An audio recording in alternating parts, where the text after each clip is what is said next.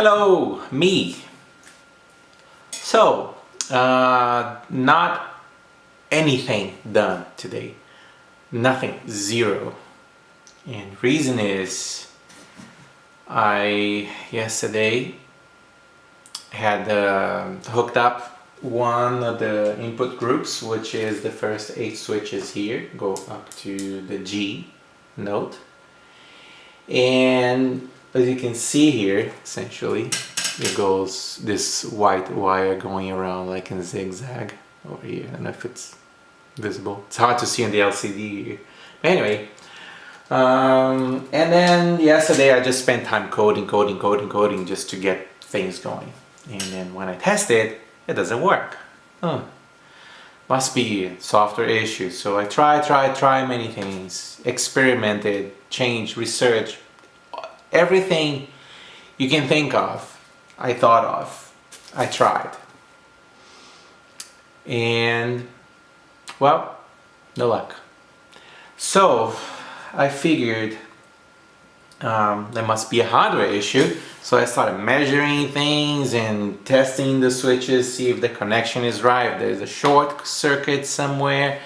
And the wiring seems right. I mean, when I click the switch, I get the things to go through and they go through to the right places where I'm supposed to be reading them. So I couldn't get it. So, well, today I figured I'm gonna ask my guru, Diode, to see what he thinks. I made a diagram, sent to him, and sent my findings so far, all my readings and stuff. And he comes to me and say, well, reverse the diode. And I just couldn't, like, that doesn't make sense, because the whole idea, my idea is, well, each one of these is hooked up to one input, right? So my diode is facing up with the ring facing up. So the input is hot. So I want to block each input from flowing to this other switches, which basically that's why it looks on my schematics, and everyone say, oh, it looks good. The thing is, I'm using a pull-up. So this guy here, this guy over here is hooking up to the power line. This little one here hooking up to all these guys here. So my thought in my head is, okay, when I send the low to pull the pull-up low, it's gonna flow this way, and this will prevent the high to go back the other way, and that will work. Essentially, it's a little hard to explain. It works really well in my head, but the thing is that a low is 0, and 0 doesn't move anything, so there's nothing to go to the other side to complete the thing.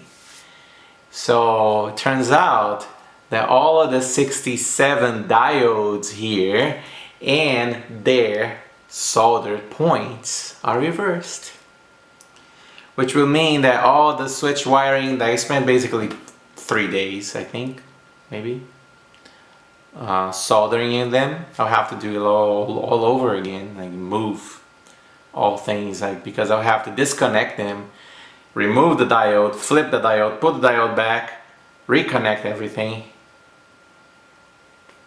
Can you imagine? But luckily I have a genius assisting me, which just say, well, keep the diodes, change pull up to pull down, and reverse the logic. And it's so simple, and it works. Now basically when I have a high going up here, it's gonna go, right? It's gonna go to the next switch because they're connected.